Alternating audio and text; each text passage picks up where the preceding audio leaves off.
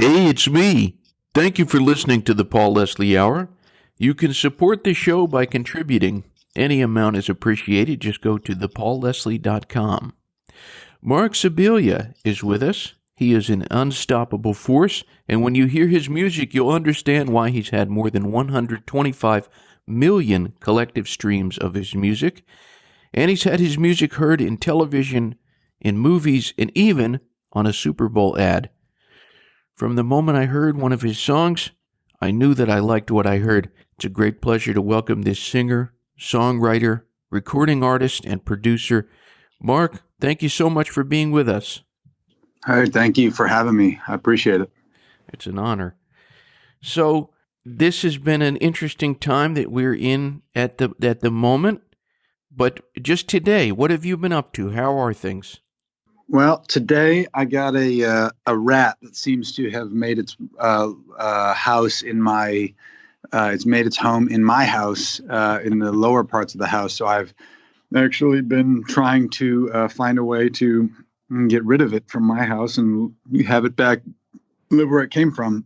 So that's my morning, and then from there I hung out with my daughter a little bit, and now I'm just setting up my new studio that I've been working on for the last 9 months. I'm getting close to the end of it, and to have a new workspace. I finished my album, and so now I'm kind of getting the new studio set up and getting ready to kind of start being creative with new music and all that stuff. Yeah. So how do you like Nashville? I love Nashville. Yeah, Nashville's a good place. I lived in New York City for a couple of years. I really enjoyed that a lot, but I think being in the middle of the country right now isn't the worst thing in the world. It was fun to live in New York because you never felt like you were missing out on anything. But I think, kind of one of the great parts about quarantine is everything going on is that no one's really missing out on anything. So it's nice to live in a quiet part of the country and just kind of chill and, do what we can. It's hard to believe, but we're more than halfway through the year 2020. How have you been coping with the reality of life? I didn't love leaving my house anyways. So, I feel like I keep having these conversations with people. It's kind of the unspoken. I will just say this. It's like, I think a lot of people have actually enjoyed this time more than they're even willing to admit. They feel guilty. They feel like, oh, I feel so bad because there's all this horrible stuff happening around. But I've actually, there've been all sorts of personal discoveries, and I'm kind of in the same boat. There has been a lot of really difficult things. I've had a few friends pass from COVID. And so it's definitely feels pretty legit on a lot of levels where it's like, hey, you know what? My personal enjoyment of this season, I understand that it has to be measured in light with everything else going on around the world. But honestly, it's been a pretty good season. Like I said, I don't love leaving my house, and I've left my house for I've done that for a long time, and so to not have a plane ticket booked, to not have, it's very different for me, but I really love it. What would you say the greatest blessing of this year has been for you? Well, I'm kind of trapped in a house with a 1.5-year-old little girl, and so my wife and I really love that. That's been a really great blessing, and just no distractions. It's so easy to get distracted. I basically recorded a whole album in 3 months, almost entirely on my own, and I don't think I could have had that level of productivity if I was, trying to do a bunch of other things, be social and whatever. So it's been fun to just focus, kind of dig into being a dad and, hang out with my wife but then make music. It's just a lot of the extra stuff is kind of non-existent at the moment. My wife has asthma as well. So I've left my house somewhere between 5 and 10 times in the last 6 months. So it's just not a lot of distraction. And I honestly don't mind it. It's not like, I don't feel like I'm going crazy at all. Wow. Well, as I was mentioning at the top of the interview, you have this song. It was the first song that I heard of yours. And I admit that I listen to a lot of music. But when I heard it, I stopped what I was doing. I had to hear, and I really focused on it. I'm talking about your song, Wild World. Oh, yeah. Can you tell us a bit about that song? Yeah, I actually wrote that song it's one of the older songs on the record. It was one of the first songs that I wrote that now has become the Seed of Joy album. And it's one of the reasons why it was the opening track, but it was kind of before my life went into a full-on tailspin, but not entirely tailspin, but just like dimensions of my life kind of spun out of control. It was my daughter was going to be born in about a month and a half, and I was working with some producers, and I wrote this song about, kind of raising a kid in a world that seemed a little overwhelming. And, if you zoom out too far, if you try and affect, or if you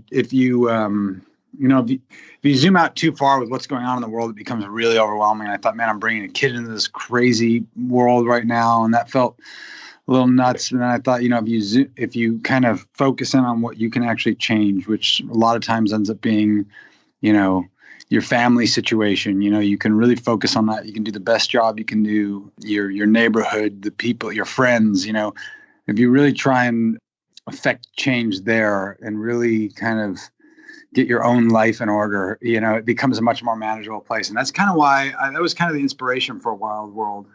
And so, yeah, and then consequentially, like, my daughter was born, and then 2 weeks later, we found out my dad had a terminal brain tumor. So we had a year basically with him. And as I watched her learn how to walk and him lose his ability to walk, it was just ended up being a pretty wild year. So, yeah. Technology is great now.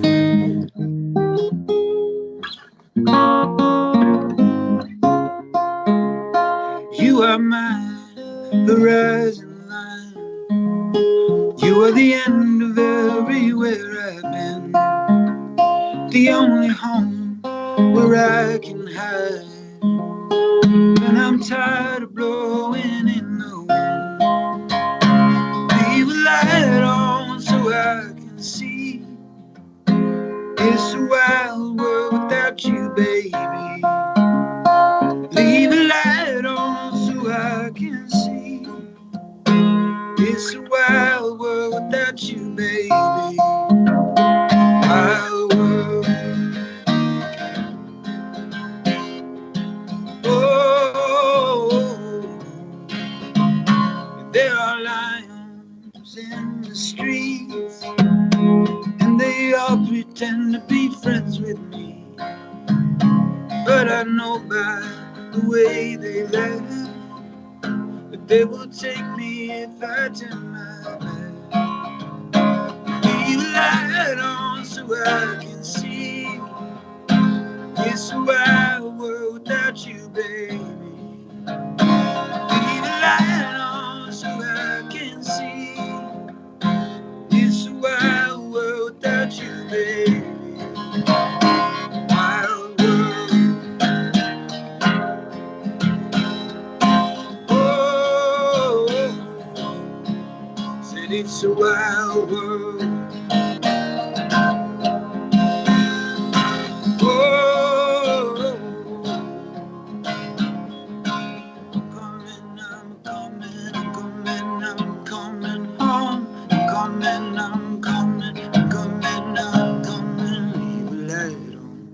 I can see. It's a wild world without you, baby. Leave a light on so I can see.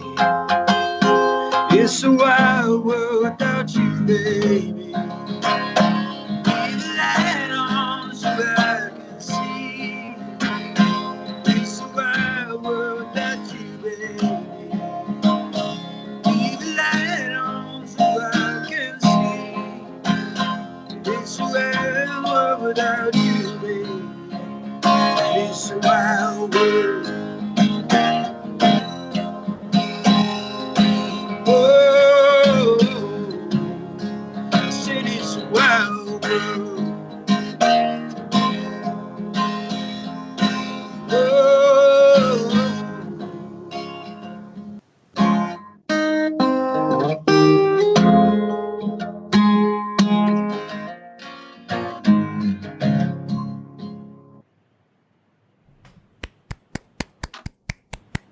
Thank you.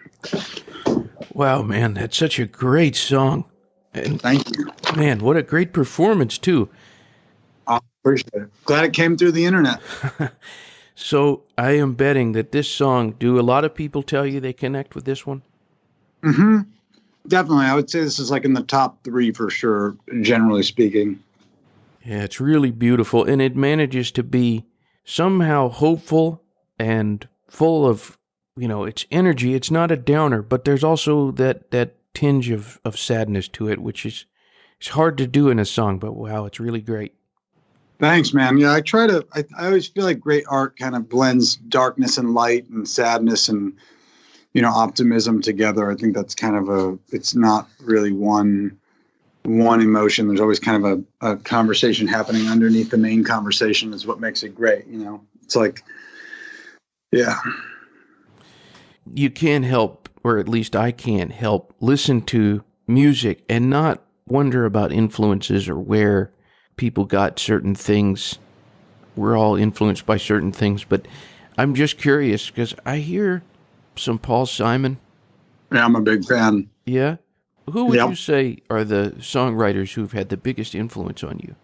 I would say, yeah, Paul Simon's like a very big one at my best. Like, the thing with Paul Simon is songs are just so well written. It's kind of, he's kind of like the opposite of like a platitude type songwriter. Like he writes very specific stories, which really requires a lot of, focus and energy. And, I'm not saying that I actually put a lot of focus in it. It's just like the genius in some of his lyrics is just so it's hard to match. So at my best, I would say he's a big influence, but, sometimes it comes a little bit more naturally to write in like more sweeping kind of emotions. So like a guy like Springsteen is like, I'm a big fan of. Actually, like obviously has a song called Wild World, but like Cat Stevens, I'm a big fan of him. There's a lot of modern artists too. It's funny whenever someone asks me this, I like have a very difficult time remembering what it is I'm listening to. But like, I love that guy Phosphorescent. He came out with a really beautiful album a few years ago. And yeah, there's just, there's a lot. I love, Vampire Weekend and all the subsequent parts of that band and all the guys that have kind of went off to do their own things from that group. But yeah. We're talking with Marc Scibilia. You're somebody, you've had so many streams of your music in the millions, and there's a lot of people who've connected with your music. And I'm just curious, is there anything that you would attribute this success to? Why do you think you've been so successful with streaming music? I was pretty early on with the streaming of, I was pretty early on. Like I was into like Spotify had me doing things like kind of when it was, even almost looked down on as a streaming platform. People, were saying like they still wanted CDs and stuff like that. And Spotify wasn't paying people enough and all that, when those conversations were happening. And so, I think streaming is a really great way for people to like experience music on a, it's a low threshold. It doesn't cost them a ton of money. I think honestly it probably needs to cost people more money just because there's a lot of joy in essentially putting your money where your mouth is. It's like I remember when I was a kid and you save up 15 or 17 bucks to listen to one album, and then you really give it a chance. You really give the artist like a fair shake for the work they put in because you spent your money on the one album. So I don't think we really need to go back to that, but I would say, yeah, I think streaming, it just offers people a really low threshold. And I think I've been, fortunate that people enjoy what I'm doing. And so they share it. And, so I really, streaming is a big part of my, success I've had as an independent artist. With what you were saying about buying albums. Yeah. I'm in the group, I still buy music. And I've heard you're a record collector. So as a music lover yourself, what do you think the best way to listen to music is? Best case scenario. Yeah, I mean, I really only put on albums once a week. I put them on Sundays because we kind of we're pretty chill. We don't really work on the weekends. We really don't work on Sundays. And, so that's when I put on, an album. But honestly, if I put on the hi-fi settings, on my Spotify deal or whatever, I like that you just don't have to flip over a record. So I'm a pretty digital guy myself. I mean, in my studio, I haven't set up my record player yet. That stuff's set up at my house. But I would say that the record player certainly is ideal, but I can hear a difference, but I wouldn't say one's better or worse personally. But I'm sure audiophiles would be truly disappointed with that answer.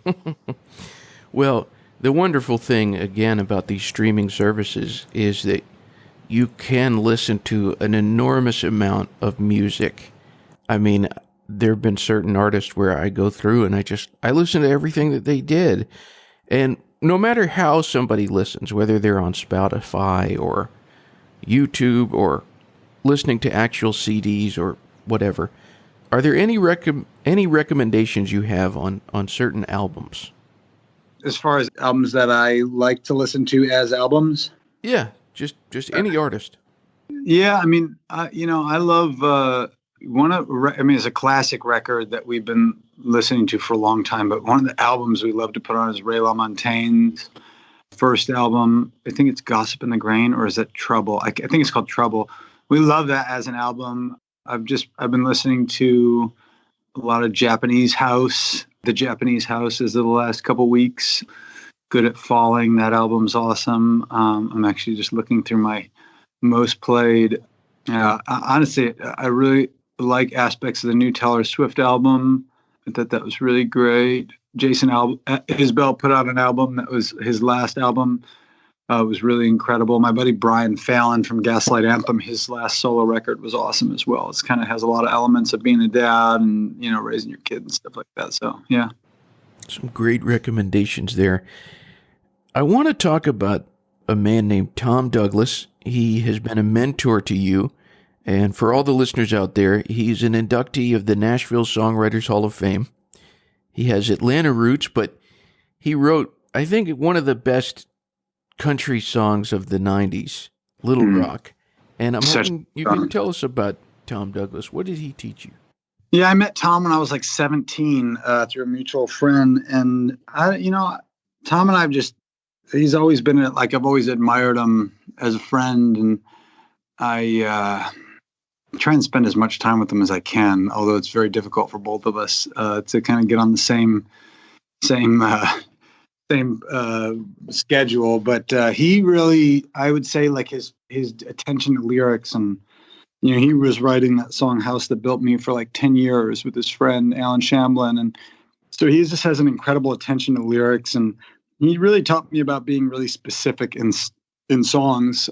And because I think when you start songwriting, you think about songs you've heard that are very, very, very famous songs, and I think you remember a chorus in your mind. You remember how the chorus goes, and choruses are generally, I feel like, a zoom out kind of 30,000 foot approach of a song, and so it gives you kind of a big picture of what a song's about. So the lyrics might be more of a general thing, but Tom really taught me that if you're going to write a great song that people connect to, there has to be skin on the bones. You can't just write these overarching emotional statements. There has to be furniture in the room, that you're describing. There has to be wallpaper, there has to be colors and things that people actually connect with. And the more specific you can be about your own life, it almost becomes more universal. It's pretty counterintuitive, actually.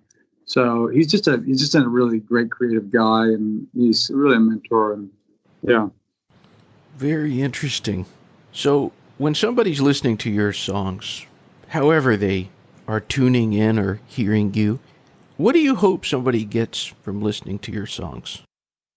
What would I hope someone gets from listening to my songs? I mean, I'm just trying to make something that's beautiful, that gives people, I think beauty is, I'm just trying to make something that has beauty that lasts. I think it's easy to, well, it's not easy. It's most things that you do in life are difficult. If they're successful at all, it was probably pretty damn difficult. But I think, it's tempting to fall into the trap to try and create something that, lives in a moment, things that have hype and things that have shock value to them. But I'm really just trying to create things that are as beautiful as possible, that will last, that will outlive me, and my kid can be proud of. And so, yeah, I don't know. I think, people are struggling. It's like that old proverb that, everyone's fighting a great battle.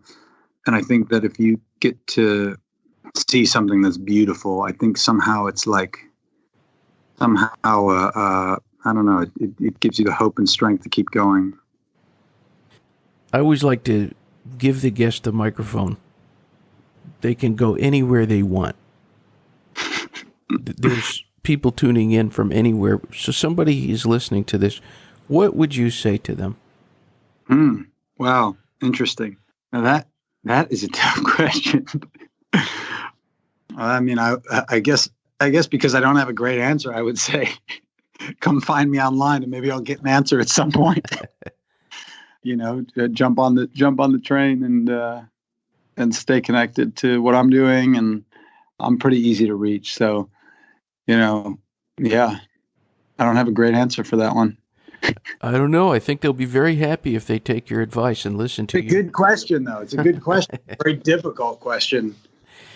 Well, here's another difficult one. My last question. Who is Marc Scibilia? Who am I? I mean, I guess the best way I answer this about myself, I'm from Buffalo, New York. I moved to Nashville when I was 18. I was a pretty arrogant and cocky young 20s, and I've been humbled by life, and I try to be grateful for every day I have, and I'm learning how to live in that place. I don't know if it answers the question, but it's kind of the things I think about on a daily basis. Well, Marc, I want to thank you so much for being a guest on the show. Thank you for playing music for us. It's been a great joy to do this. Thanks for having me, Paul. I appreciate it. I'm honored. All right, sir. Until next time. Bye-bye.